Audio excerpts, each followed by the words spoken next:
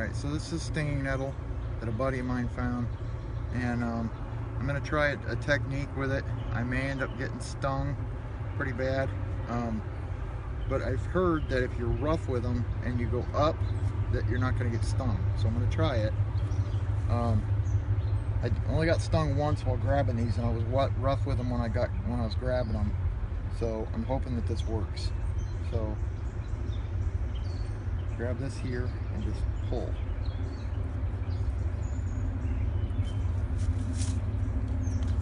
No stings yet.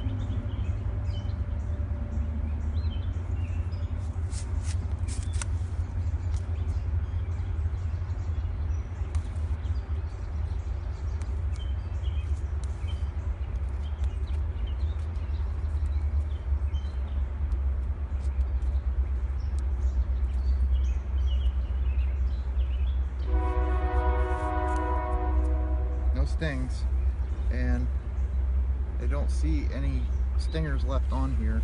I don't know how you'll be able to see that. There's no stingers left on this. And if I show you one that has not been touched yet, I don't know how you'll be able to see this one either, but you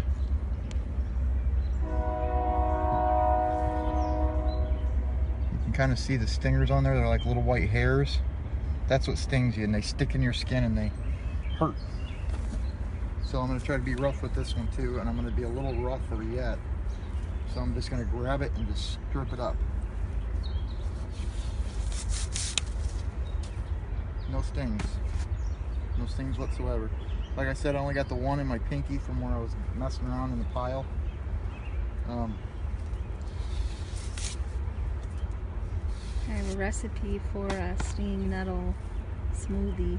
Yeah, that would be good. I'm going to try to make cordage out of these. Also can be useful edible if you prepare it properly. Yes, yeah, I'm pretty sure you have to boil them to get rid of the stingers. But like I said, I have not got stung once yet, other than that messing around in the big pile of them. I'm just going to go ahead and strip all these so that I don't have to carry them home with stingers on them. And the one on my finger, I scraped it a little with my fingernail, and it doesn't hurt like hardly at all.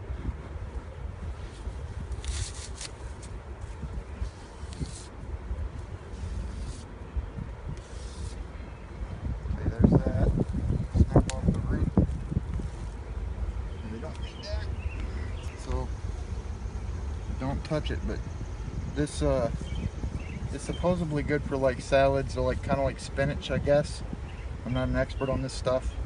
But the greens are supposedly edible, but I think you have to prepare them a certain way. Underside of the leaf as well. Underside. And again, the needles on it.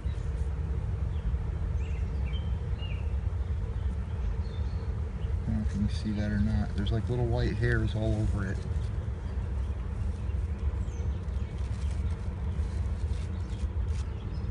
There you go. You can see the hairs. Those are little needles, and they stick in your skin. I think this works because most of the needles are going upwards, or they're growing upwards. So if you grab at the base and go up, they're going with them.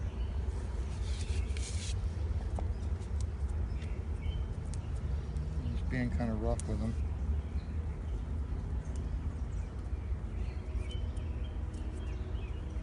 Checking for needles. There's a few needles left in there, but not bad. And there is some potential cordage material from stinging nettle. And you can see here, there's like hairs coming off of it. A lot of times plants that are good for cordage will have that kind of thing, where they look like kind of hairy. And that means they're good for cordage. At least that's what I see as them anyway. But that's stinging nettle. Alright, y'all. This here is stinging nettle, and I'm going to process it down and make it into cordage. When I process this from the start, I grab this at the very base and real rough with it and just pull up. If you're rough with it, you won't get stung as much, and if you go up, you won't get stung as much. I don't really think I got stung at all. I think I got stung maybe once. But normally this stuff is really painful when it stings you, but it's not too bad. This batch isn't too bad. So basically what I do is you have to crush it first. So I take a block of wood here, and you can crush it between your fingers, but it's a little tough. So I start at the base with this block of wood on something hard and just crush it.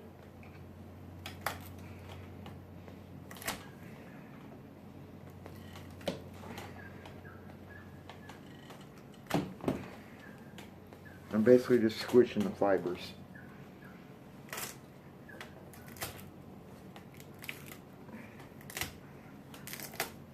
And just do this the entire length.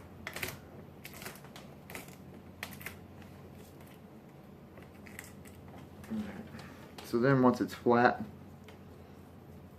I find, I still need to do a little bit down here.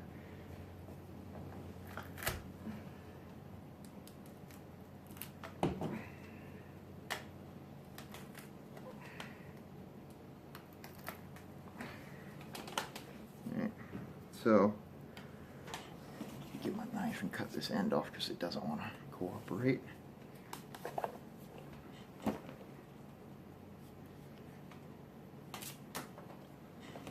So then once I get that all mashed together like that, then I just kind of split it. And you can see the inner guts here that's kind of woody or pithy. You just squeeze it between your thumb and your first finger and just slide up it. And it'll slowly split apart. Might take some coaxing. And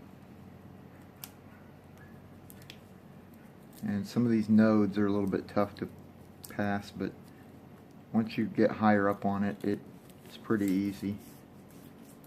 So now I've got it flat, opened up and flat, and then what I'm going to do is just going to bend it over my thumb like this and pull, and it'll start to separate the woody bits.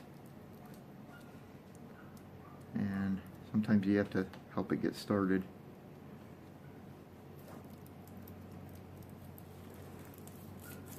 And as you can see, the woody bits are separating from the outer fibers. This is the easiest way I've found to do it. And then just go back, and if there's any leftovers, just peel them out.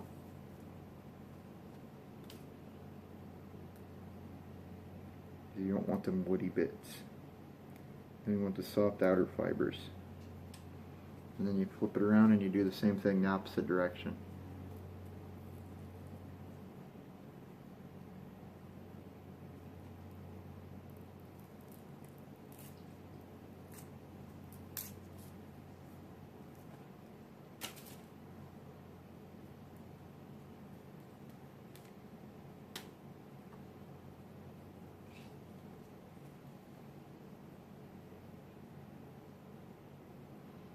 This stripped out of here.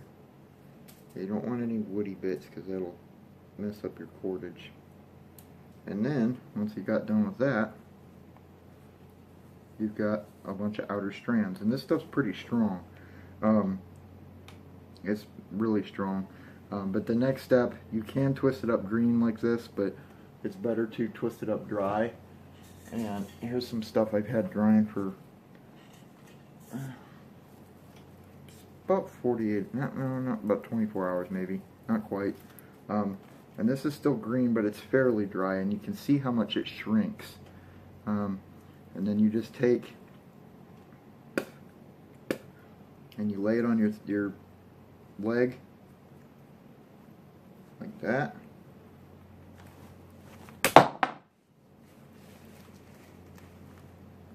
And start to twist it.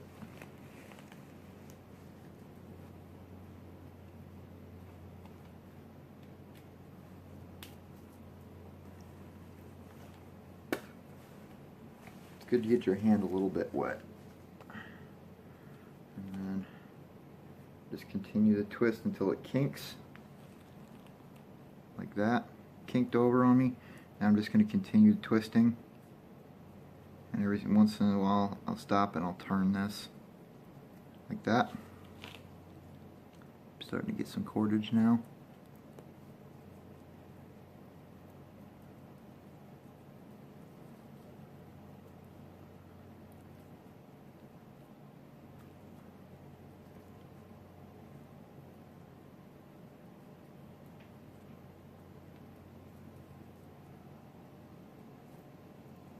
You want to try to twist them the same on both sides.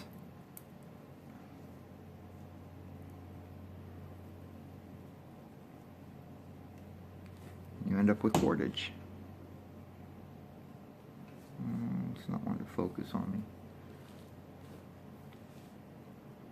You end up with some nice cordage. It's really strong stuff. I like this because this is thinner. This turns out thinner than some of the other stuff I've tried, like willow bark, for example. Turns out a little bit thicker.